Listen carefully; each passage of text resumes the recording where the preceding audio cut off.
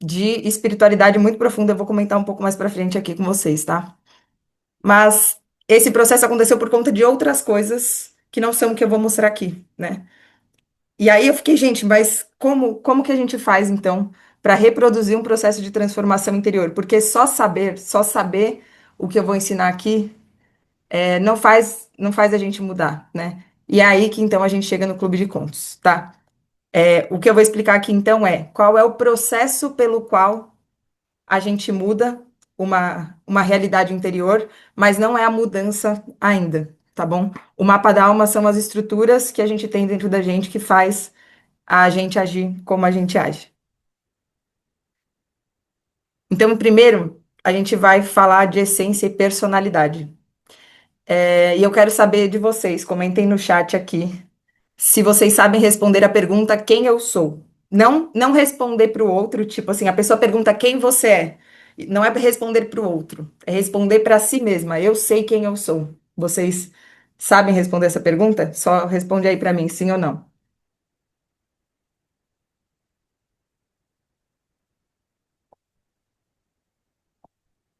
Ou manda um joinha aí para eu saber. Sim? Não? Nick não, Fábio não. Quem mais? Eu não sabia, tá? Eu não tinha ideia de como responder essa pergunta, porque a gente às vezes fica do tipo, até onde eu sou o meu comportamento? Assim, a Juliana era de um tipo, a Juliana do passado era uma Juliana egoísta, era uma Juliana que só pensava em si mesma, era uma Juliana que reagia. Minha mãe tá ali, ó, comendo aquele iPhone 6 ali, é minha mãe. Ela não sei se ela tá ouvindo, mas ela não vai me deixar mentir. Eu era uma Juliana que era muito explosiva com as pessoas ao meu redor, e esse era o meu jeito, assim. E aí as pessoas viam como isso é a Juliana, mas será que eu era isso? Será que parte do meu comportamento é quem eu sou? Depois que o processo de mudança aconteceu em mim, eu comecei a me perguntar, aquilo não era eu, então. O que é isso? Até onde vai o eu? E até onde começam comportamentos que são afetados por situações externas ou até situações internas que a gente vai alimentando dentro de nós, tá? Então a gente começa aqui com o que é a nossa essência e o que é a nossa personalidade. A nossa essência é como se fosse uma semente, né? Do que é formada essa semente? Essa semente é, primeiro, os nossos genes, né? O que o nosso pai e a nossa mãe colocaram, que estão dentro do nosso DNA. É o nosso caráter, mas no sentido mais primitivo possível, tipo, quais são as nossas inclinações. Tá nessa essência também a data, o momento em que a gente nasceu na natureza, que é lido por nós como a nossa a astrologia, né? Nossos signos, nossos ascendentes, isso tem um efeito sim na nossa essência, mas isso não é o todo, né? A gente tem ao redor da nossa essência, que é a semente, a gente vai crescendo como uma árvore que pode ou não se desenvolver em um determinado sentido ou outro. Então, a gente tem a essência, que é a semente que pode se desenvolver, e a gente tem a possibilidade da melhor árvore disponível. Ah, vocês não estão vendo a tela, né? Olha eu aqui, primeira, né? Primeira vez, agora eu vou colocar. Então a gente tem agora vocês estão vendo a apresentação? Beleza, estava faltando isso. Então a gente tem essa essência, que é e a gente tem a nossa personalidade atual, que é o quanto essa semente já desenvolveu, e a gente tem um potencial de quem a gente pode ser.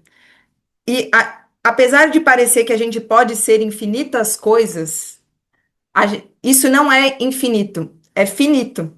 Porque a Juliana, por exemplo, não pode ser uma jogadora de basquete famosa da NBA, por exemplo. A Juliana não pode ser uma grande cantora, pela voz que me foi dada. Mas eu posso ser muitas e muitas coisas dentro do que é esse meu potencial, certo? Então a gente é a essência, que é a possibilidade, então a gente é potência e a gente tem que transformar essa potência que existe dentro da nossa essência em ato Fica claro isso? Então a gente tem que agir para transformar em realidade coisas que são só potências que a gente tem. Basicamente, de uma forma mais ampla, e a gente vai aprofundar aqui, tá? Mas de uma forma mais ampla, a gente é tudo que a gente é e também tudo que a gente pode ser, que parece que é infinito, mas é finito. Ficou claro até aqui? Dúvidas? Não? Tá bom. Então, essa essência que a gente tem, o Jung chama de self. Eu não sei se vocês conhecem, tá? Mas essa teoria toda que eu estou trazendo aqui é do Carl Jung. Eu não vou entrar em detalhes sobre quem ele sobre a parte da história da psicologia. A gente pode falar disso num outro momento, mas eu não queria estender muito tempo aqui. Mas essa é a teoria do Jung, tá? E aí depois, se vocês tiverem alguma dúvida específica, eu vou passando com vocês. Opa! É, Aí eu postei. Vou voltar. Eu postei esses dias um post que mostrava esse diagrama aqui, né? Que a imagem que eu tenho de mim e a imagem que o outro tem de mim é só uma parte do que eu sou. Peraí, deixa eu fixar o meu aqui.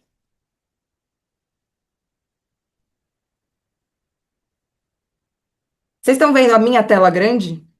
Oh, aí para vocês? Sim, né? É porque para mim. Não? Tá pequenininho? Deixa eu mudar aqui. Enquadrar meu vídeo.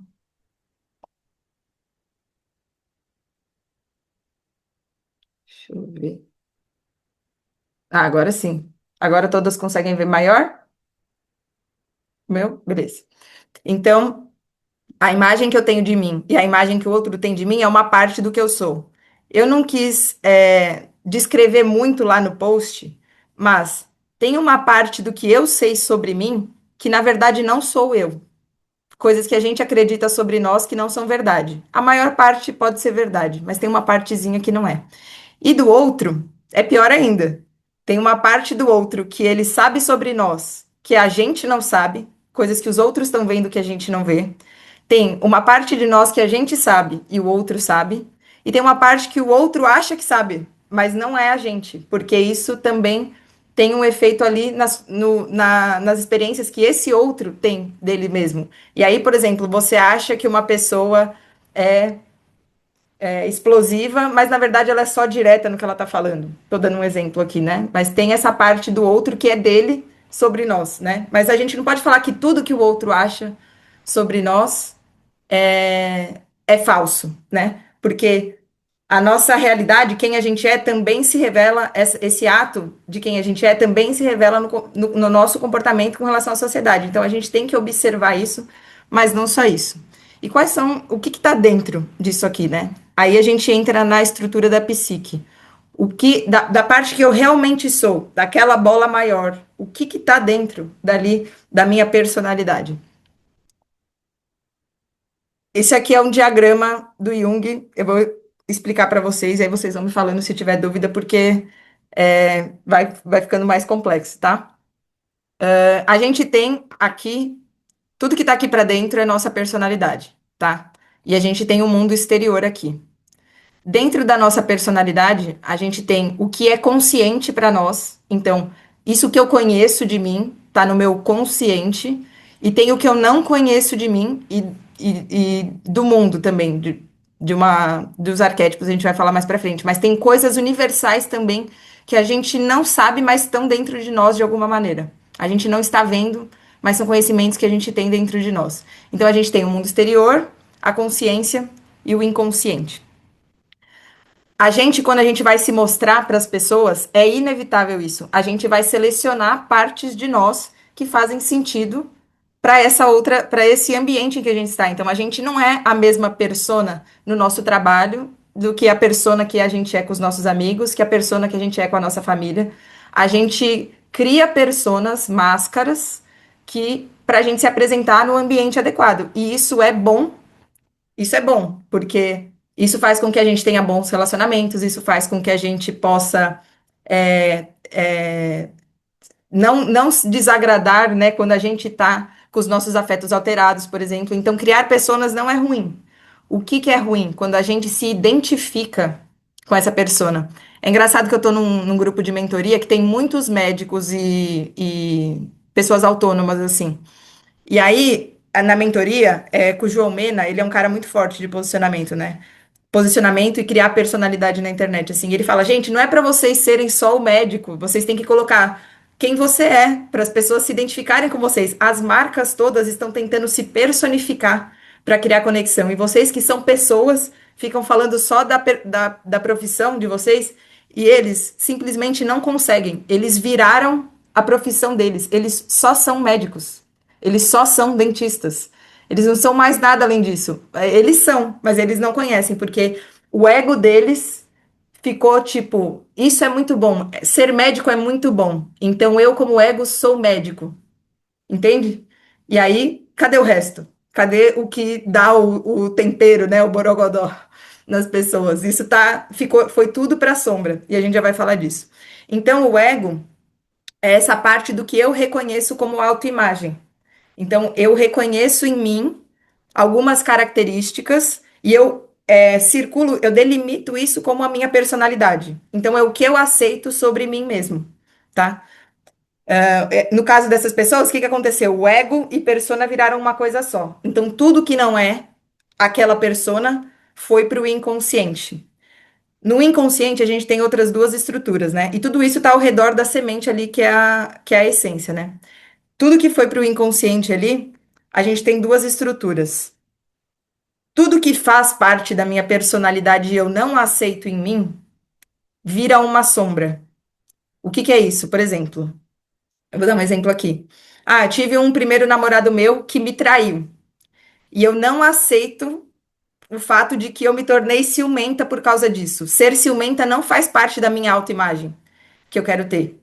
Então eu escondo de mim mesma que eu sou ciumenta, e quando alguém pergunta, mesmo quando eu me pergunto se eu sou ciumenta, eu falo, não, eu não sou. Mas eu vou começar a olhar, a desconfiar de todos os homens que eu fico, eu vou começar a ficar com raiva de meninas que se aproximam dos caras que eu tô ficando, eu vou começar a ter comportamentos que são resultado da sombra e que, na verdade, eu não tô vendo que são por causa dessa sombra que eu escondi. Vocês conseguem perceber que tem gente que é assim no dia a dia de você? É muito mais fácil ver a sombra nos outros do que em si mesmo, né? A gente vê que pessoas que falam, não, a pessoa fala que ela é de um jeito, fala que ela é de um jeito, e aí você tá vendo que a pessoa age de uma outra maneira e às vezes fica claro para todo mundo, mas não fica claro para a pessoa. Vocês conhecem gente assim? Vão interagindo comigo aí, gente, para eu saber que vocês estão atentos. Sim? Tá bom. É, E, e aí tem uma estrutura que é ainda mais inconsciente, que é o que o Jung chama de ânimos e ânima. Na mulher tem o ânimos e no homem tem a ânima. O que que é essa estrutura? É como se assim, nós somos a união de um masculino e feminino, certo? Nós temos os genes, teve que ter essa união. E a gente, por, assim, aí eu vou entrar num negócio mais místico aqui, mas vocês vão entender por que que eu vou falar isso. Eu tive uma discussão com uma conhecida minha sobre Deus ser homem ou ser mulher. Deus é ser em ato puro. Deus é tudo. Deus não é uma coisa ou outra. É na divisão que se separa e que se cria um yin e um yang, né? Do yin e yang. E a gente, apesar da gente ter uma separação em masculino e feminino, a gente é imagem e semelhança de Deus, para aqueles que acreditam, né? E a gente tem esses genes mesmo. Então, a gente tem dentro de nós características que são ditas masculinas e características que são ditas femininas. E isso vem, essas características masculinas e femininas, na verdade, eu não gosto de chamar assim, eu prefiro chamar de yin e yang, porque elas são anterior ao homem, certo? É como se assim, vamos pensar em tudo que é fálico, tudo que emerge, tudo que é direto, tudo que invade. E é diferente das coisas da natureza que recebem, que acolhem, que nutrem. Isso é anterior ao homem, entende? E aí o homem vem com um símbolo no corpo dele que é fálico, e a mulher como um símbolo que é receptivo, que nutre o útero, certo? Então a gente começa a adquirir por arquétipos, a gente vai chegar lá nos arquétipos, né? Mas a gente começa a adquirir em nós e personificar características fálicas e características receptivas. Entende? Não é o masculino e feminino, eles vêm depois de uma coisa que já existe. Não é a fonte do que já existe, né? O masculino e o feminino não vem do homem e da mulher. É o homem e a mulher que vem. São os comportamentos sociais do homem e da mulher que vêm depois disso por conta de um símbolo que está no próprio corpo. E como a gente tem esses dois polos dentro de todos nós, dos homens e das mulheres tem esses dois polos, para que se revele na nossa persona algumas características, as outras do outro gênero se escondem como ânimos na mulher e como ânima no homem. Então é sempre o que a gente tem de oposto à nossa persona está lá guardado no nosso subconsciente mais profundo como ânimos. Vou falar aqui do ânimos porque somos todas mulheres aqui, tá? E isso se observa, então, no tipo de homem pelo qual a gente se atrai. Entende? Porque eu vou me atrair por uma projeção do meu ânimos. Então, as características das pessoas por quem a gente se atrai é muito provável que sejam características que a gente está escondendo em nós mesmas, tá? Então, quanto mais consciente eu tô de mim, mais eu tenho domínio disso, menos essas coisas estão no meu ânimos e ânima. Então, se eu consigo dominar as, essas energias dentro de mim, por exemplo, se eu vou no meu trabalho e eu consigo perceber que lá eu tenho que ser mais impositiva, lá eu tenho que ser direta, lá eu tenho que ser prática, lá eu tenho que ficar, sei lá, reagir rapidamente ao invés de acolher. Mas eu consigo desligar esse botão quando eu tô vindo para minha casa, eu domino essa força, porque eu reconheço em mim tanto o masculino quanto o feminino. Então, essas coisas não estão no meu inconsciente regindo o meu comportamento. Agora, quando eu quero só ser uma dessas coisas, tipo, esse negócio de feminilidade, das meninas serem super delicadas e tudo mais, eu entendo de onde vem daqui, tá? Só que as meninas, elas estão querendo ser só o feminino, e isso é altamente prejudicial, porque todas as características que elas estão deixando de ser nelas mesmas e que elas não aceitam nelas mesmas, estão virando sombras. E essas sombras se revelam na maneira com que a gente explode, até no tipo de pessoa que a mulher vai se relacionar. Ai, tudo bem, Tabata, fica tranquila. Depois o comecinho, você pega do vídeo que a gente for compartilhar. Ficou claro até aqui essas estruturas? Alguém tem alguma dúvida em específico? Pode abrir o microfone se tiver, tá? Eu vou passando aqui. E aí, como que acontece, então, né? Como que esse processo acontece? A gente tem contato com o mundo exterior. Então, a gente tem contato com o mundo exterior através dos nossos cinco sentidos. Já pararam para pensar nisso? Que a gente só tem contato com o mundo exterior pelos cinco sentidos? Chega alguma coisa pelos nossos olhos, pelo nosso ouvido ou pelo nosso tato, né? E pela nossa boca, se a gente tiver com todos os outros sentidos, né, tapados. E isso gera na gente um impacto. Tem um acontecimento, certo? Quando algo entra dentro da gente, a gente então reage a partir da nossa essência. E a gente aglomera essa memória a gente aglomera a essa memória um afeto.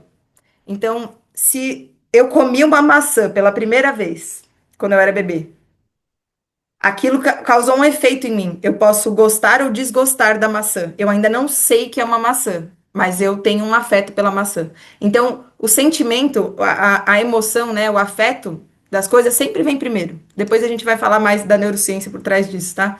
Mas sempre vem primeiro. Então, a gente armazena as informações sempre com um teor afetivo, tá? Aí o exemplo que eu dei antes, né? Um namorado me traiu. Beleza, isso criou um afeto muito forte em mim.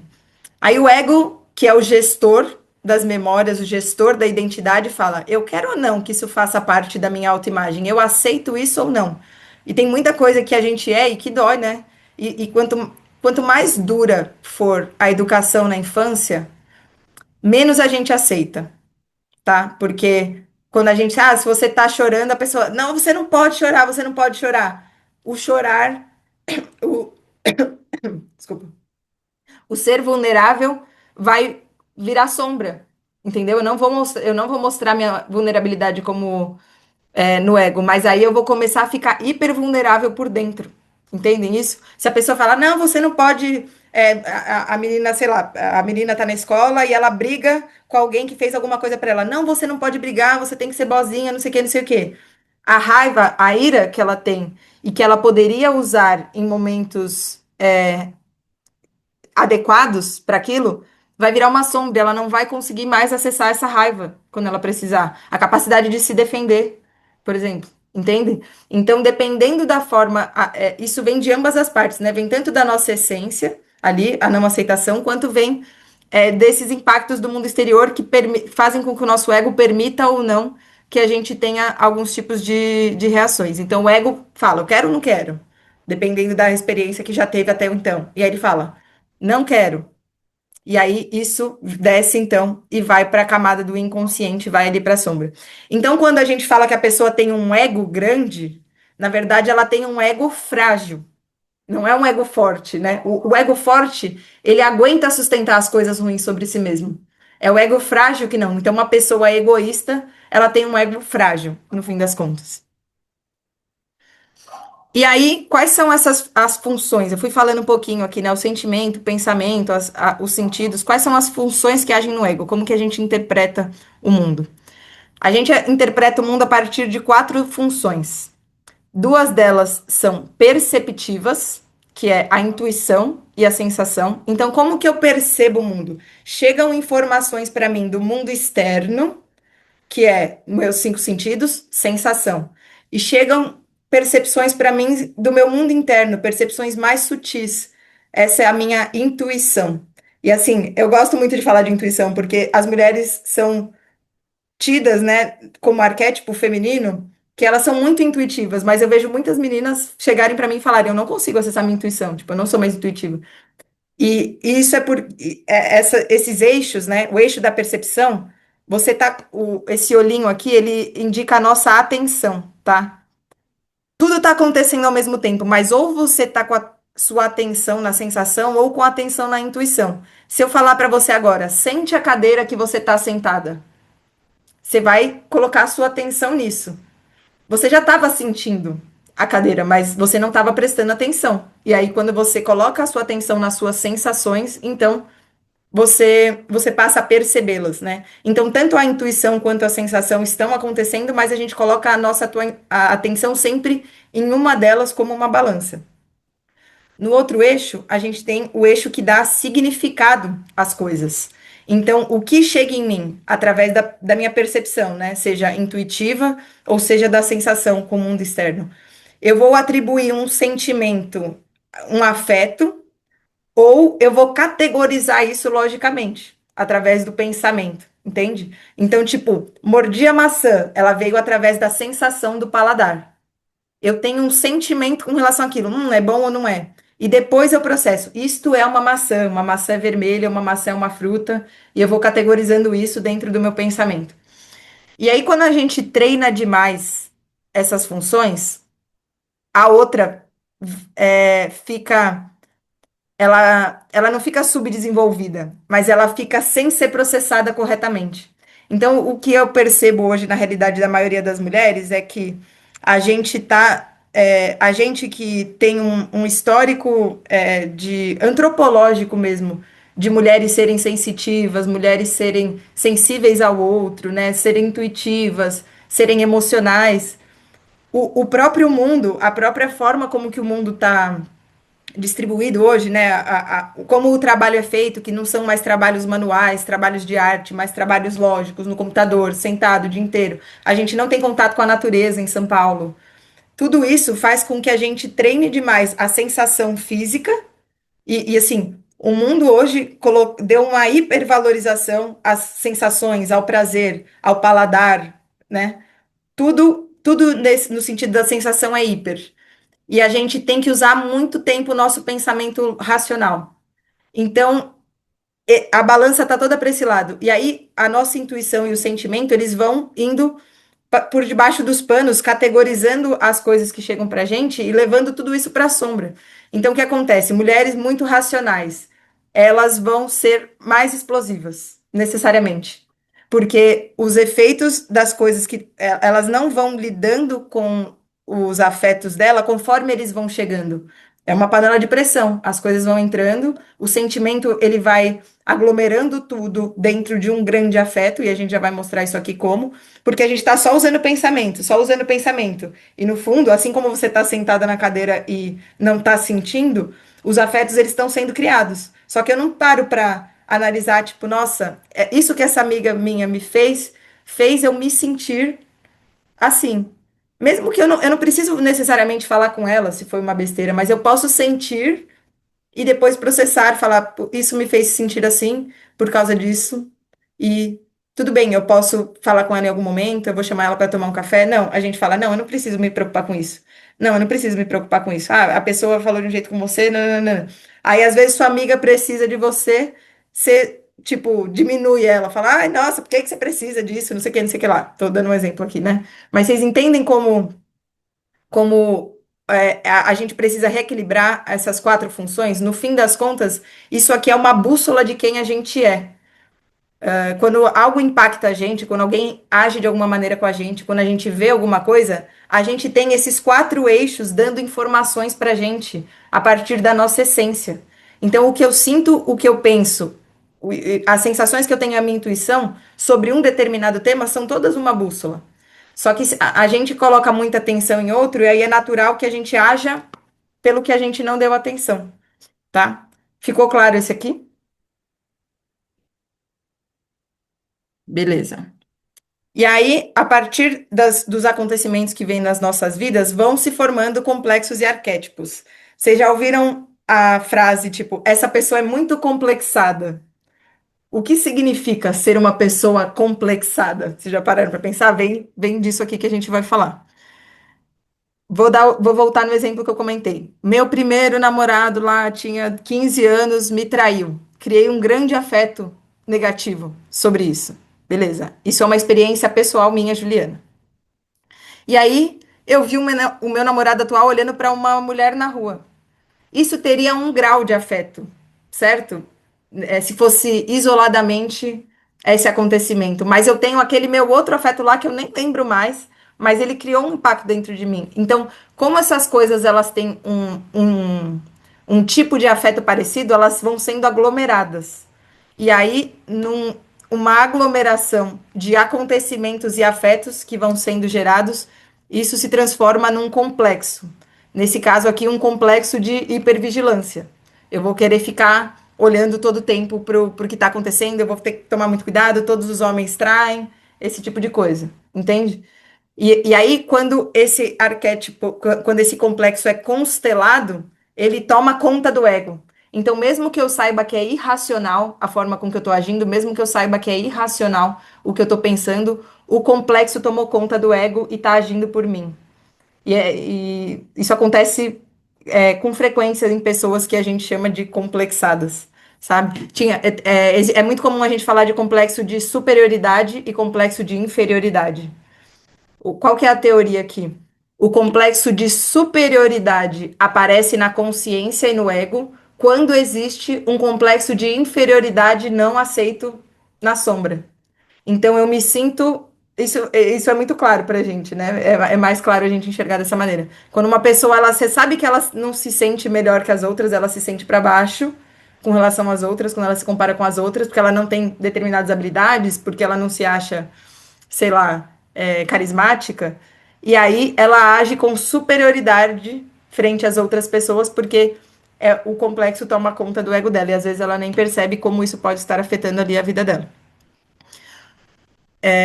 Já os arquétipos, então, os complexos, eles são estruturas pessoais a partir de experiências pessoais de acontecimentos que vão tendo na nossa vida. Os arquétipos, eles são estruturas universais que todo mundo tem, tá? Então, eu vou dar um exemplo aqui. A Lua é uma entidade. Pensa assim, em quem. Hoje a gente sabe que a Lua é um satélite, que nananã, nananã, de forma racional, mas pensa no homem mais primitivo, que não tinha esse conhecimento científico sobre o que a Lua. O que ele via na Lua? Era um ser luminoso que ficava no céu e que iluminava a noite, mas não todas as noites. Só algumas noites. A Lua não é estável como o Sol, não aparece sempre como o Sol, ela aparece diferente. Ela tem quatro fases e ela e essas fases duram, deixa eu contar aqui, 28 dias. E parece que essas fases têm uma magia sobre as marés. Eu que moro aqui perto do mar, eu consigo ver que a maré muda quando a lua muda. Então, a Lua é essa entidade luminosa instável em quatro fases que tem magia sobre as marés. Vai criando-se um conceito sobre o símbolo da Lua. Guardem isso. E aí tem uma mulher. E eles começam a perceber: peraí, mulheres têm ciclos. Mulheres têm ciclos e fases que são parecidos com a Lua. Então eu consigo sincronizar uma mulher com a Lua. O que será que tem a ver essas coisas? E aí eu olho, a Lua tem esse efeito de magia sobre as marés, né? Então, a mulher também tem algo de magia. Entendem como se forma um símbolo das coisas? Entendem por que a gente consegue dizer que a Lua é feminina e o Sol é masculino? E o Sol tem alguma coisa a ver com o leão, por exemplo. Se a gente fosse falar, o Sol parece mais com a zebra ou com o leão? Com o leão. Então, a simbólica, o olhar simbólico dos arquétipos, ele vem dessa maneira com a similaridade entre as coisas que têm o mesmo significado. Então, tanto o sol como o leão, eles representam uma majestade, entende? E o leão é masculino, a leoa não tem a juba, né? Então é muito mais pra gente como que a gente relaciona o sol com o homem e a mulher com a lua. Não é uma questão da mulher ter vindo antes, é como as coisas simbólicas se relacionam, entende? E assim, como várias coisas vão se relacionando, vão se formando arquétipos, que são tipos de coisas, tipos de aglomeração de conceitos e símbolos que têm um significado parecido em si, tá? Essa teoria aqui, só para falar para vocês como o Jung chegou nisso cientificamente, tá? Porque tá parecendo que eu tô falando um negócio aqui, né? Isso foi sempre uma preocupação minha. Por que que como que o Jung chegou nisso? Ele viajou o mundo em diversos países e tribos diferentes, tribos que não tinham tido contato umas com as outras, e ele fazia um teste em que ele falava uma palavra e a pessoa tinha que falar a primeira coisa que vinha à mente dela. Então ele falava lua, sol, céu, nananã, e a pessoa ia respondendo a primeira palavra que vinha à mente dela. E aí ele contava os segundos que a pessoa demorou para responder e anotava qual era a palavra. Tinha uma pessoa ajudando ele que contava os segundos. Que ele percebeu? Que em diferentes lugares, em diferentes tribos, com diferentes tipos de desenvolvimento, os símbolos tinham o mesmo padrão de resposta. Então, ele conseguiu montar o que ele chama dos arquétipos universais, que pessoas que não necessariamente tiveram a mesma cultura ainda têm a mesma percepção. Mas algumas pessoas com experiências próprias, por exemplo, sei lá, vou dar um exemplo. Uma pessoa que, não sei explicar, deixa eu pensar com relação à Lua. Não, um homem que teve uma mulher que maltratou muito ele, por exemplo. Ele tem uma visão da lua diferente, uma visão de maldade, digamos assim. Estou dando um exemplo aqui, certo? Então, a resposta dele sobre o que é uma mulher e o que é uma lua vai demorar mais. Então, os segundos aumentavam e ele dá uma outra palavra, por exemplo, maldade. Entende? Então, complexo é como as pessoas relacionavam essas respostas a símbolos de forma pessoal e os arquétipos de forma universal, tá? Aí aqui, num conjunto de símbolos, a gente teria o que é o arquétipo da bruxa. Por exemplo, a cor do arquétipo da bruxa é roxo. Então a gente tem a lua com essa magia, a mulher. A lua, quando ela está iluminando muito o céu, que cor que fica o céu? Roxo, e cria toda essa atmosfera das estrelas, né? Da magia que tá ali. Então, quando a gente fala de bruxa, a gente tem muito esse símbolo, o roxo, as coisas celestes, que elas só aparecem durante a noite, a própria noite. Entende que é esse conglomerado de ideias que forma um arquétipo? Esse é um exemplo do arquétipo da bruxa. E aí a gente tem, então, como eu falei, as estruturas pessoais, que são os complexos, e as estruturas universais, que são arquétipos e símbolos, tá? E os arquétipos e símbolos é como se eles já tivessem tem um, vou mostrar aqui. A gente tem o inconsciente pessoal e o inconsciente coletivo. Os arquétipos estão nesse inconsciente coletivo, tá? Todo mundo tem, independente da cultura. E aí, só para vocês saberem, eu vou mostrar aqui dois vídeos que exemplificam dois tipos de arquétipo, mas isso é tão forte e impacta tanto o comportamento de uma pessoa que todas as grandes marcas utilizam arquétipos na sua estratégia de comunicação. Aqui na roda, não sei se está pequeno aí para vocês, mas a gente tem 12 arquétipos de marca. Esse é o livro aqui que a Carol Pearson escreveu. Ela fez um estudo de quais são os arquétipos que fazem sentido serem utilizados por marcas. E as marcas usam isso para trazer à tona coisas inconscientes na gente. E aí a gente tem um tipo de efeito em nós, um comportamento em nós quando elas utilizam de arquétipos. E então aqui a gente tem, por exemplo, a Dove como arquétipo do inocente, a Audi como arquétipo do sábio. Deixa eu ver aqui. Esse nem tá tão. Ó, a Disney como mágico. Tem um que eu queria mostrar para vocês que é o do amante. Ah, Lindt como amante. Eu usei o arquétipos na minha estratégia de marca. Eu vou contar para vocês como foi. Vocês gostaram? Um monte de gente me elogiou das cores que eu usei, dos símbolos que eu usei, da onça. Qual que foi a minha estratégia, hein? Vou abrir para vocês. Foi uma amiga minha que faz esse trabalho quem mandou mensagem aqui? Deixa eu ver. Uma amiga minha mandou, ela faz esse trabalho de marca. E aí a gente fez uma pesquisa com pessoas próximas a mim, algumas pessoas estão aqui, talvez até tenham respondido a pesquisa, sobre a percepção que elas tinham de mim. Então, qual que e aí ela colocava perguntas sobre os arquétipos. Se a Juliana fosse uma marca, qual seria? E tinham lá as marcas. E aí, se a Juliana, qual é a característica mais forte na Juliana? E não sei o quê. E aí a gente fez essa pesquisa. Deu em mim o arquétipo do sábio. Porque eu posto muito sobre livro, eu descrevo conceitos, eu gosto dessa parte de explicação, né, do que eu tô fazendo aqui, de ensinar. E aí, só que qual que é meu público? Meu público são vocês, mulheres, que querem ser bonitas, que querem conquistar um relacionamento, não conversa, entendeu?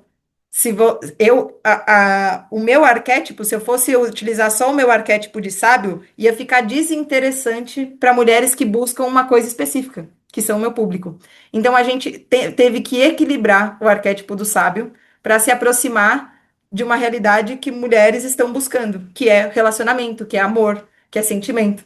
Então eu utilizei o arquétipo do amante, completamente do amante, porque eu tenho muito forte o sábio em mim. E aí a gente fez essa marca, por isso que a gente escolheu o vermelho, por isso que tem a oncinha. Faz sentido para vocês? Então vocês percebem como que as pessoas fazem isso como manipulação. As marcas fazem isso para manipulação. E a gente é realmente manipulado. Não que eu também sou manipulada, por exemplo, a Häagen-Dazs é o amante total, que é diferente, por exemplo, da Ben Jerry's, que é o criativo. Entende? Vai aproximar pessoas diferentes esses tipos de marca. E aqui eu vou mostrar para vocês dois arquétipos que aparecem muito nos contos, tá? E eles são personificados em personagens mitológicos e personagens de histórias. Então, tem o da bruxa aqui, não se assustem, não é coisa feia, mas assim, a bruxa, ela pode perceber que em todas as histórias infantis tem uma bruxa, tem um ser do mal. E na atualidade, a gente se afastou de olhar para o que é ruim.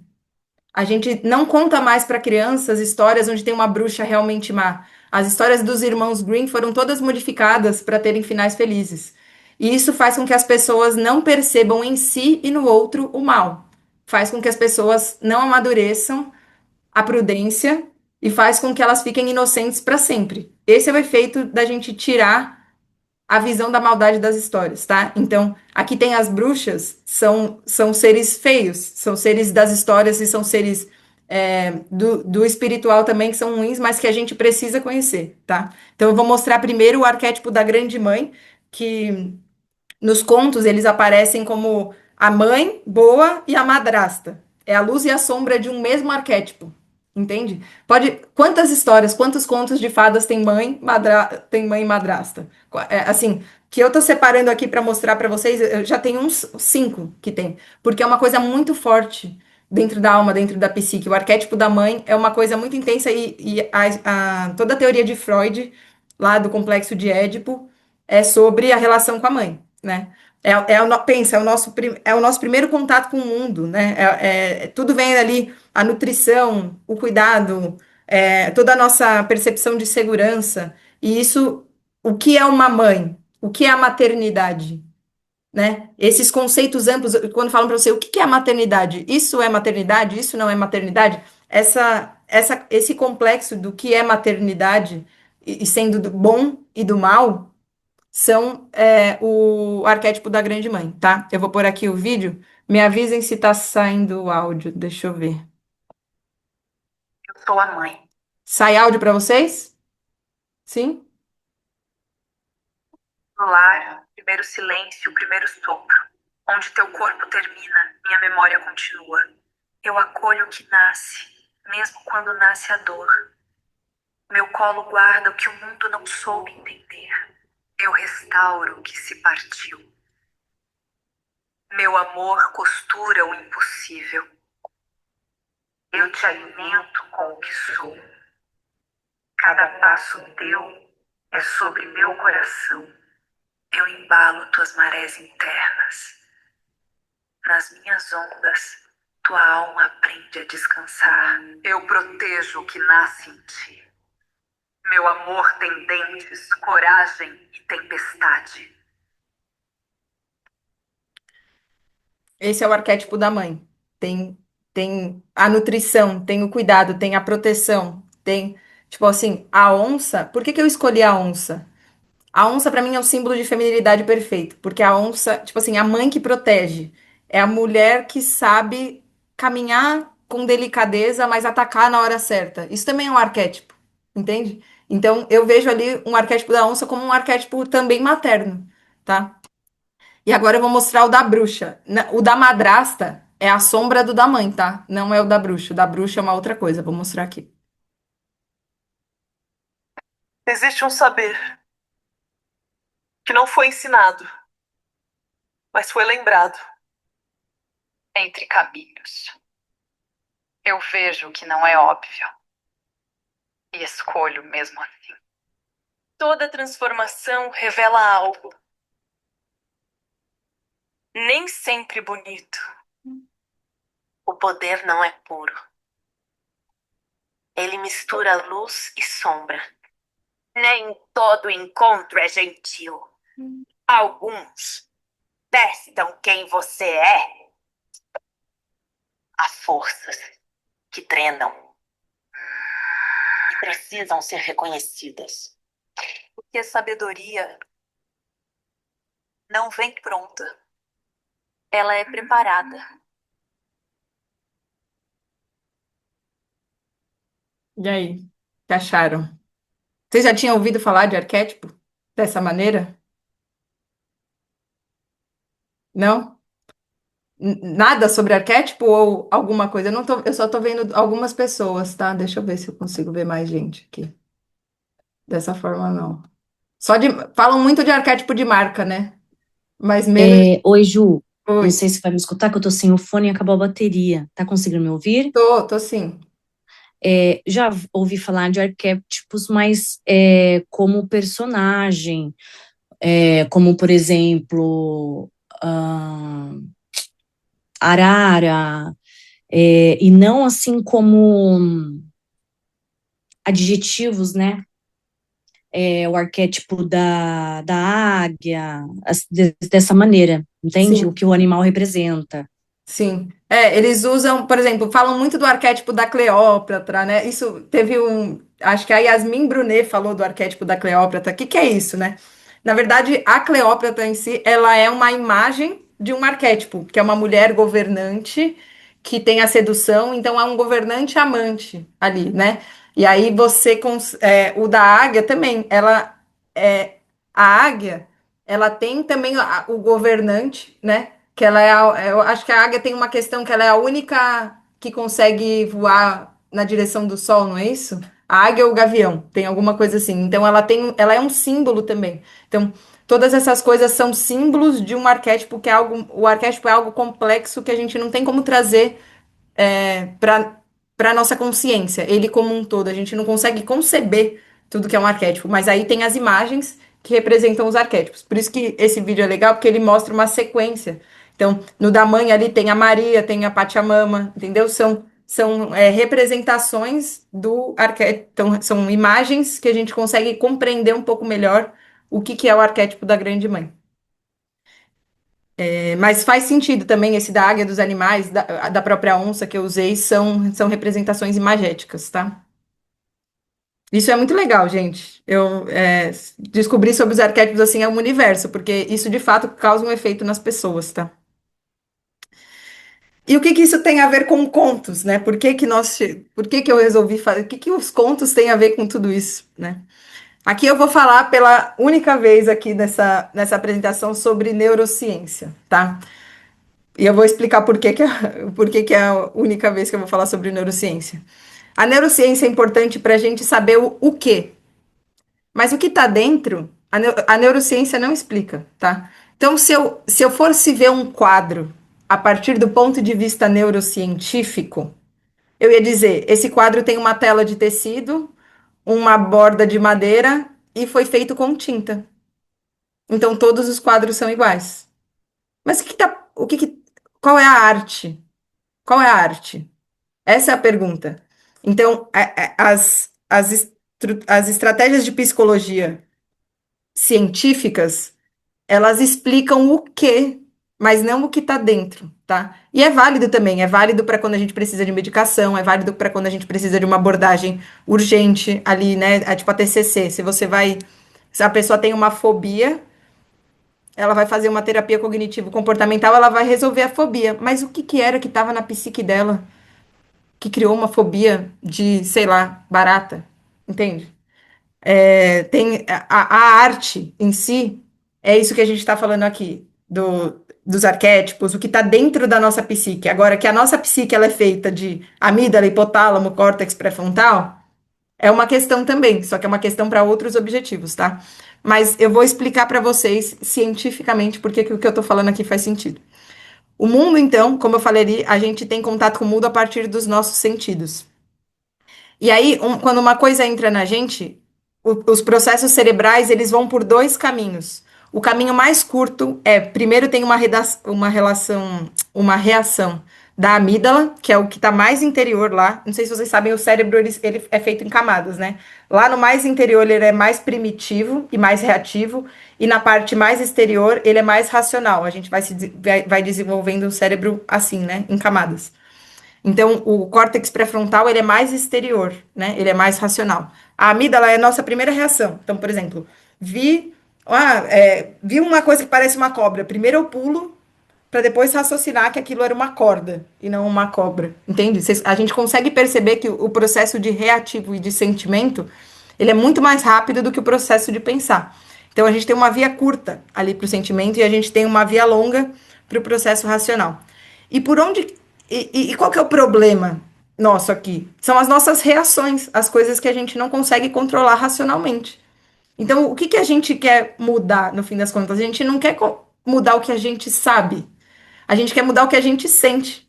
Então, tudo isso que eu tô falando aqui para vocês, vocês vão aprender sobre vocês vão entender. Mas isso não vai mudar o que vocês sentem, sobre os complexos que vocês têm, sobre as reações que vocês têm, sobre as pessoas que vocês gostam, sobre os padrões de comportamento, padrão de reação. A gente tem que mudar o que a gente sente.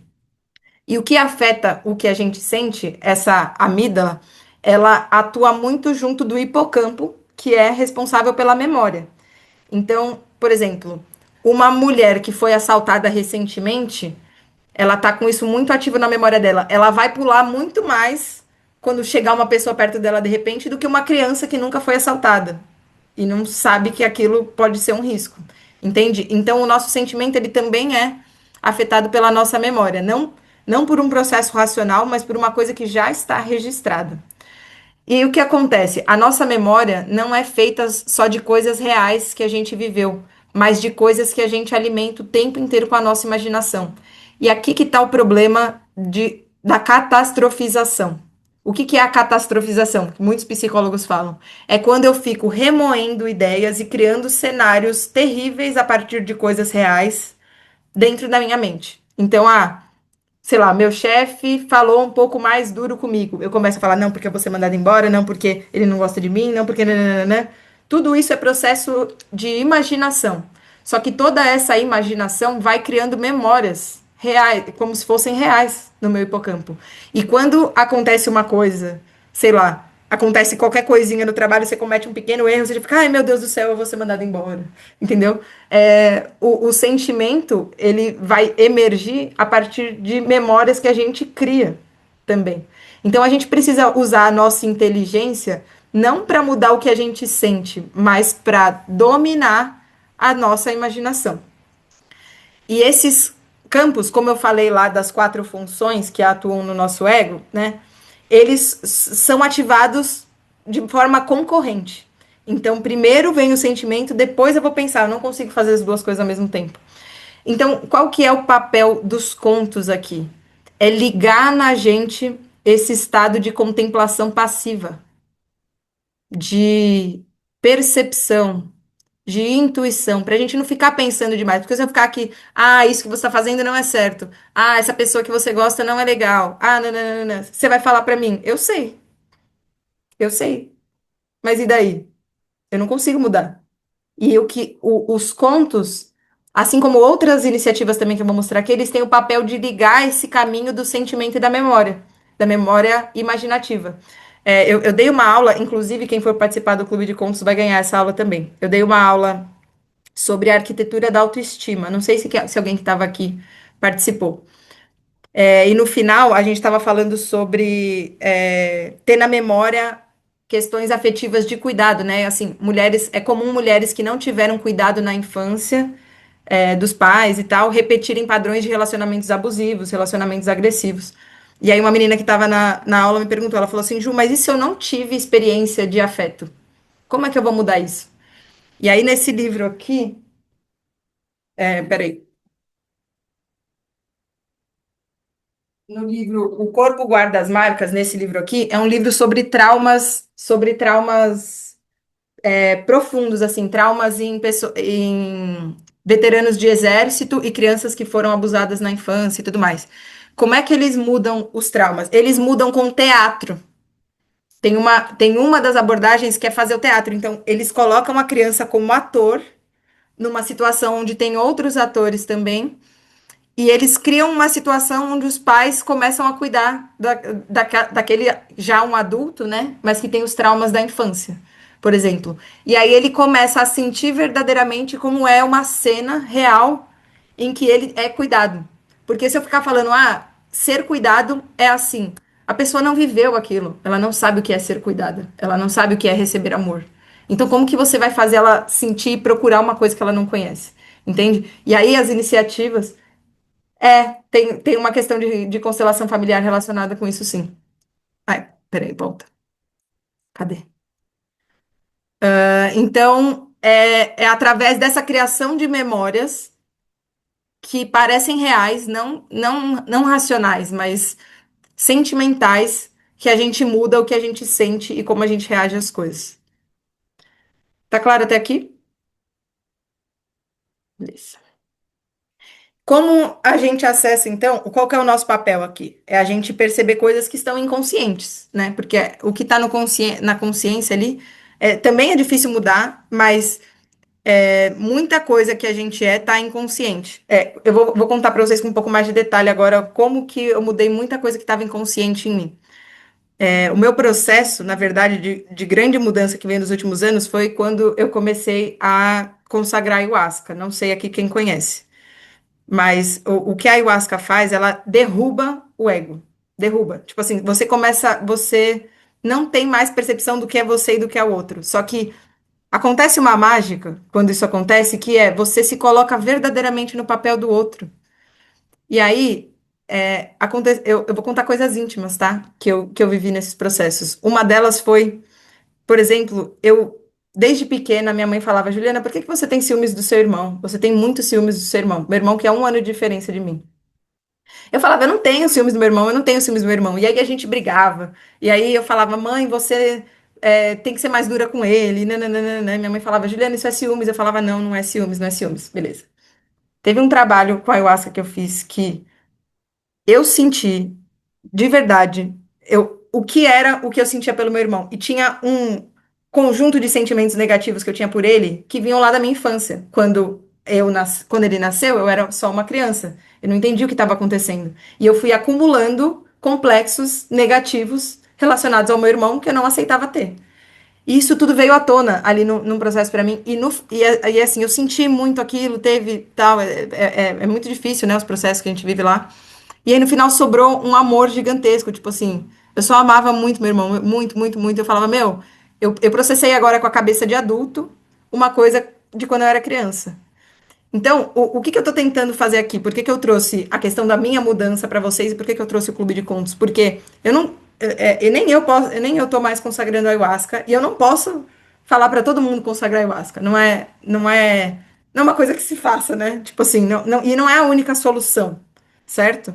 Eu vivi esses processos, teve um tempo da minha vida e só que a gente sabe que as pessoas mudam por causa de outras coisas também, né? E aí, o que eu estava tentando buscar para que eu pudesse ajudar outras mulheres sem esse processo da ayahuasca é como é que então a gente acessa o inconsciente? O que que eu posso fazer para ajudar um número maior de mulheres a derrubar esse ego? Sim. Só que são memórias que estão muito profundas, entende? Que eu não lembrava de quando meu irmão nasceu. Esse é o ponto. São coisas que estão lá guardadas, guardadas, guardadas. E aí, o Jung, né, que é quem criou toda essa teoria que eu estou trazendo aqui para vocês, ele, no método dele, como é que ele faz para acessar o inconsciente das pessoas? Então, ele usa na terapia principalmente os sonhos. As pessoas levam sonhos e eles fazem categorização de sonhos. Mas eu não. Eu queria trabalhar em grupo. Porque eu acho que o grupo também tem uma coisa de. Também. Não é que eu acho, né? Isso definitivamente é assim. Quando a outra pessoa fala sobre a história dela, é o outro que tá falando. O meu ego não tá achando que sou eu. E aí eu tenho um aprendizado com relação àquilo que passa despercebido, mas muda quem eu sou. Entende? Quando a gente escuta história, até quando a gente vê filmes, às vezes, né? Isso gera uma mudança na gente.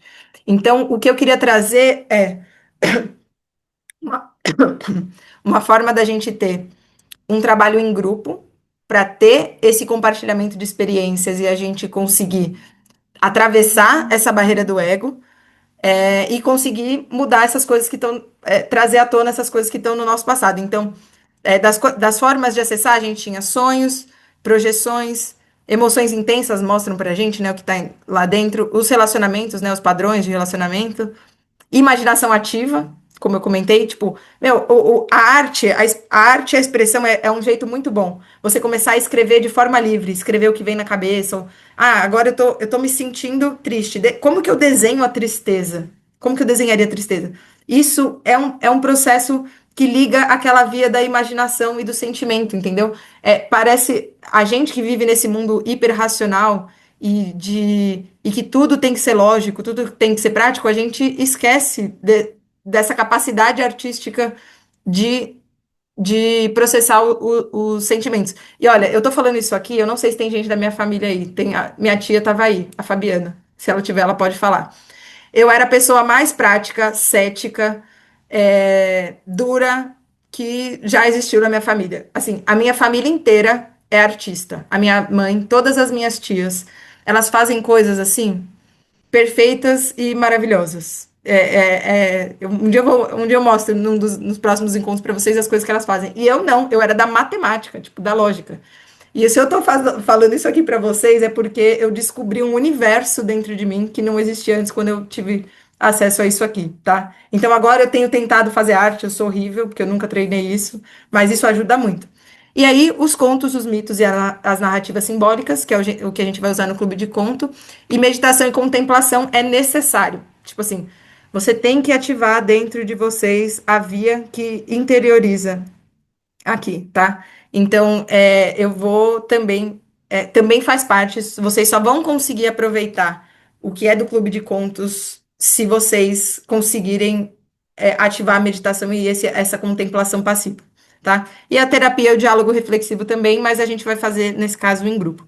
Então, o nosso objetivo com o Clube de Contos é trazer à consciência o que está inconsciente e eu vou dar ferramentas para a gente processar e transformar o que for sombra, tá? Então, como é que vai funcionar o clube? Eu vou mandar o conto antes da aula, em texto ou em áudio. Vocês precisam ler ou ouvir e fazer uma meditação. E aí é ouvir com essa contemplação passiva. O que que é uma contemplação passiva? É tipo assim, sabe quando você viaja e tudo é mágico? O ônibus é lindo. A parede rachada é maravilhosa. Aí você vai no centro de São Paulo, tem as mesmas coisas. Tipo assim, só que você não tá viajando, você não tá contemplando. É isso, é você olhar para aquilo, é você olhar para aquilo e perceber como aquilo bate em você. Isso é contemplação. Eu não preciso, este ônibus é o ônibus que eu vou pegar, porque a gente vai para o centro de São Paulo assim, qual é o ônibus que eu vou pegar, para que lugar eu vou? Quando você está viajando, você está deixando aquilo bater em você. Eu quero que vocês deixem o conto bater em você e vocês sentem. Depois vocês vão registrar isso no celular mesmo, num caderno, onde vocês quiserem. Aí no Lu, dia da aula, eu eu vou. Oi? vou tirar uma dúvida. Pode tirar. A parte da meditação, você lê o conto ou ouve primeiro, e depois você põe, por exemplo, uma música instrumental e imagina a cena do que você leu? É Essa isso? é uma forma, pode ser uma forma, sim.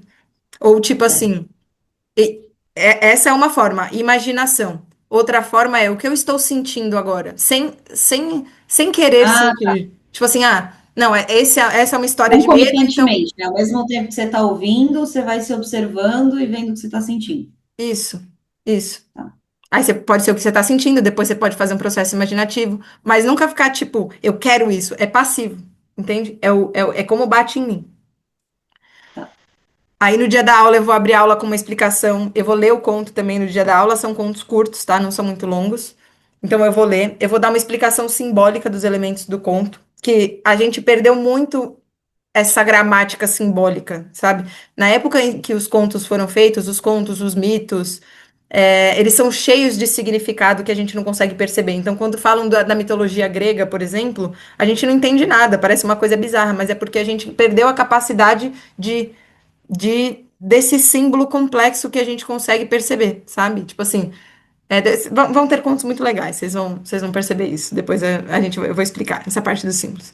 E aí, depois de eu explicar os elementos do conto e outros conceitos que eu achar interessante, dependendo do tema que a gente tiver, aí eu abro para vocês trazerem as opiniões, o que vocês sentiram, quais são as dúvidas. E a ideia é que seja um clube e não uma aula. Então, é pra gente compartilhar experiências mesmo. Tipo, assim como eu tô contando aqui coisas super íntimas minhas, a ideia é que a gente consiga vivenciar, porque conseguir falar de coisas já é um ato do ego caindo, entendeu? Quando eu consigo falar que eu tive sim ciúmes do meu irmão, e mesmo que isso no passado fizesse eu ter vergonha, significa que eu já ultrapassei isso, entende? Quando eu consigo falar que, eu sou ciumenta, mas a vida inteira eu omiti isso. Tipo, beleza, não é pra você agir, o perceber em si é diferente de agir. O que eu quero fazer com vocês é assim, ó. Hoje a gente sente uma coisa, por exemplo, eu sinto ciúmes. E aí, no que eu sinto, eu ajo. Então as coisas estão assim, ó. Sentir e o agir. O que que eu quero fazer com a gente? Eu quero abrir um espaço entre isso, para que nesse espaço eu tome uma decisão. Eu senti um ciúmes, mas eu não preciso agir a isso, eu não preciso tratar ninguém mal, isso é uma coisa minha.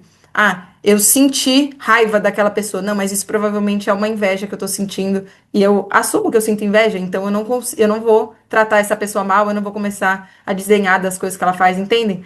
Nosso papel é abrir um espaço entre o que a gente sente e como a gente age, tá? E aí, e quando a gente consegue falar sobre isso, esse espaço também se abre, tá? Como que vão ser os encontros? Serão 6 encontros. Aqui tem as aulas, depois eu posso mandar esse material para vocês terem ideia. E eu não fechei ainda os temas. Eu trouxe aqui mais ou menos quais são os temas, mas eu acho que a partir dos primeiros encontros, se vocês trouxerem questões relacionadas a temas diferentes desses que estão aqui, a gente pode mudar, tá? Então eu não queria fechar, tipo, não, é isso e acabou. Eu quero deixar em aberto para que a gente possa, de acordo com as necessidades do grupo, a gente ajustar isso. E eu tô também estudando mais contos, tá? Então, esses são contos que eu já conheço, mas talvez eu possa trazer outros contos também que façam sentido. Mas o que eu pensei aqui de maneira geral de temas. O primeiro é sobre a iniciação da psique, né? O que que é necessário para a gente descer o inconsciente e recuperar forças que antes a gente ocultou de nós? Por exemplo, a raiva pode ser uma força, mas pode ser que eu esteja ocultando ela dentro de mim. Aí eu viro uma bozinha, entendeu? O segundo é a conexão com a intuição. Então, aquilo que eu já comentei bastante, né? Nossas percepções são um dos canais de informação para compreender o mundo. Como é que a gente acessa essa intuição? No terceiro, trabalho e feminilidade. Eu quero muito falar sobre isso, porque criou-se, né, essa ideia de que o trabalho masculiniza e que mulheres que cuidam do lar são realmente femininas, né? Então, eu quero que a gente abra isso para discussão, para ver o que vocês pensam sobre isso também, e para a gente estimular, pensar sobre o que que é a verdade mesmo, né? No quarto, como a gente lida com o masculino, porque se a gente fala que homem é tudo igual, homem é isso, homem é aquilo, será que é mal? Ou será que é o que é? E a gente tem uma forma de lidar? Essa é a minha pergunta aqui, tá? Mas a gente fala disso no encontro. Eu quero falar sobre espiritualidade, então qual que é a importância da espiritualidade no desenvolvimento da personalidade? E aqui eu não tô falando de religião, tá? Eu tenho uma religião, e eu acho que qualquer religião aqui é bem-vinda, mas é um fato que todas as linhas de psicologia tradicionais, elas vieram de uma conexão com espiritualidade. É muito difícil você lidar com o desenvolvimento da personalidade sem ter um caminho espiritual, um desejo de transcendência, entende? Porque o mundo ele é realmente muito duro. E se eu não conseguir colocar a minha consciência no que transcende a matéria, para mim, não é para mim. De fato, não faz sentido viver, porque a vida é dura mesmo e vai continuar sendo. Então, para eu conseguir, para eu conseguir viver bem, ter um sentido de vida, eu tenho que colocar meu sentido de vida em algo que não acaba. Esse algo que não acaba é a transcendência. Então, a gente vai falar um pouco sobre isso. E eu quero falar sobre sexo e relacionamento também. Qual que é o papel do sexo no relacionamento? Como que a gente percebe o sexo e o efeito que ele tem nas nossas almas, tá? O que que vocês acham dos temas? Gostam? Só segurar a ansiedade, né? Pra você falar um por mês, eu já quero saber tudo amanhã para a gente trabalhar. A gente pode mudar a ordem também. Aí, valor de participação. Valor cheio é 115 por mês, mas não saiam, não abandonem, segurem que tem surpresa para quem estava aqui ao vivo. Valor 115 por mês, e aí, incluindo a participação nos 6 encontros, o envio dos materiais complementares, né, os contos e as outras que eu vou mandar. E eu vou dar de bônus a aula da arquitetura da autoestima, que eu falei, e rotina em harmonia. Esse curso Rotina em Harmonia eu fiz no ano passado, ou ano retrasado, acho que foi ano passado. Qual que foi a minha ideia? Foi o primeiro curso digital que eu fiz, eu vendi uma merrequinha lá, porque não tinha muita audiência. Mas o que que eu percebi? Eu sou uma mãe solteira, trabalho CLT, eu mudei o meu corpo depois que eu me separei, eu consigo deixar minha casa ajeitada, né, no que é possível. E eu percebi que as pessoas não têm muita paz, principalmente as mães. Ali era muito voltado para mães, tá? As pessoas não tinham muita paz em deixar algumas coisas, elas não conseguiam se organizar, assim, né? Tipo, porque eu não faço tudo certo sempre, né? Como que você faz tudo isso? Eu não faço nada bem feito, né? Você já viram essa frase? Mas assim, como escolher isso e não se sentir culpada? Essa era isso que eu queria trazer aqui nesse curso, tá? Então é como eu harmonizei de fato minha rotina para conseguir fazer uma coisa que elevasse quem eu sou, porque o que eu percebi também é que muitas mães sentem que ficam paradas no tempo, né? Elas se entregam 100% à maternidade e elas não se elas estão se desenvolvendo, tá? Como personalidade, mas elas não percebem isso, porque os desejos delas vão ficando para trás, quem elas querem se tornar vai ficando para trás. Então a minha ideia era trazer uma rotina que pudesse que você pudesse colocar uma pequena coisa ali e que fosse levar você para um caminho que você deseja para você, entendeu? Mesmo sendo mãe. Então ele tem muito esse foco na maternidade, mas se eu não me engano, uns 25% das meninas que compraram esse curso não eram mães, porque na época que eu tava falando dele, elas falaram: Você acha que faz sentido para quem não é mãe? Eu falei: Olha, eu acho que faz. E elas fizeram e gostaram. Então, eu tô dando aqui, eu acho que faz sentido para vocês assistirem também, tá? É um curso de gestão e organização de rotina. Você tem o curso? Vai. Você fez? O que que você achou? Fala aí pra gente. Eu fiz na época que você, assim que você lançou, eu já fiz. E eu amei na época. Gostou? Agora eu vou rever novamente, porque continua lá no meu Hotmart. Ah, veja. Eu te dei, acho que a aula de autoestima também, hein? Uhum. Tá. E aí, então, vai ter acesso a esses três. Aqui são alguns feedbacks que eu trouxe para vocês, tá? São de pessoas que eu já atendi na terapia individual, mas eu quero dar foco principalmente nesse último, que foi de uma pessoa que viu o curso de rotina da autoestima também. Que ela falou: Meu, foi maravilhoso. Cadê? Ó? Não tenho palavras, mas eu terminei o seu curso, quero dizer que foi fantástico. Fiquei reflexiva em vários momentos do curso. Falou que foi surreal. Ela falou: ó, difícil elencar prioridades, ter tanta clareza como você tem. Como você falou em modelagem, pensei em quem seria. E ela falou que seria eu, por conta dessa questão que eu trouxe do como eu me organizo, né? E ela falou que, na época que eu terminei seu curso na segunda-feira e desde segunda estou acordando às 4h40 para ir para academia, que é meu único horário do dia que consigo conciliar com trabalho e família. Então, era um caso de uma mãe aqui, tá? E aqui são feedbacks das terapias individuais que eu faço. O que eu queria dar foco aqui é que é muito na parte de enxergar questões por outros ângulos. Todas falam isso, que assim, dá uma outra perspectiva de quem a gente é, essa questão da potência e do ato que eu falei ali, de quem é a nossa personalidade, né? Porque às vezes tem coisas que a gente identifica como o que a gente é, mas não é, a gente pode mudar, né? Aqui, ó. Onde que ela colocou? Você tem uma forma incrível de trazer novas perspectivas para situações que eu achava que eram simplesmente parte da minha personalidade. Aí, para vocês saberem, né? Por que que é o preço de 115, né? Hoje a minha sessão individual tá 230, tá entre 200 e 230, porque as meninas que começou com 200, mas eu já aumentei um pouco o preço. Então tá entre 200 e 230. E a minha ideia vai ter o dobro de tempo comigo, porque hoje a minha sessão individual é 50 minutos, então a gente vai ficar entre 1h30 e 2 horas, né, nos encontros. Então vai ter o dobro de tempo nesse processo de autodesenvolvimento pela metade do preço, tá? Esse foi a minha ideia aqui. É um processo terapêutico mesmo, tá, gente?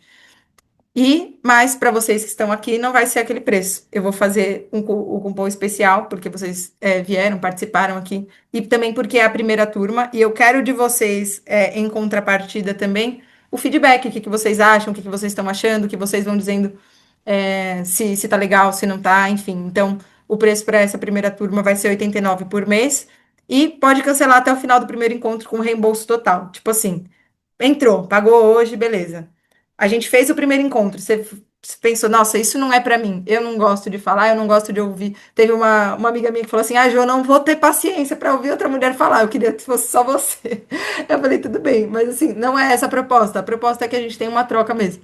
E se depois do primeiro encontro vocês participarem e acharem que não faz sentido, não precisa nem falar comigo. É direto no Hotmart. Você vai lá numa página. Fala qual que é o código da compra e vai reembolsar sem você ter que se esconder de mim, não vai precisar nada, tá? Então tem essa garantia de 30 dias que vai passar aí a data do encontro. E é isso, gente. Ficou alguma dúvida? Aqui tem o QR Code para quem quiser acessar, tá? Deixa eu me pôr grande aqui para ver vocês. Espera aí. O que que vocês acharam? Me contem, eu quero ver todas vocês agora.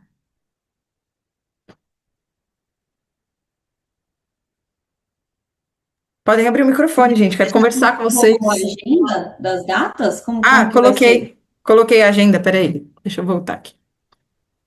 É de semana ou é de final de É semana? sempre na quinta às 8h30, igual essa aqui. É a última quinta do mês, com exceção de dezembro, que é no dia 17, por conta do Natal.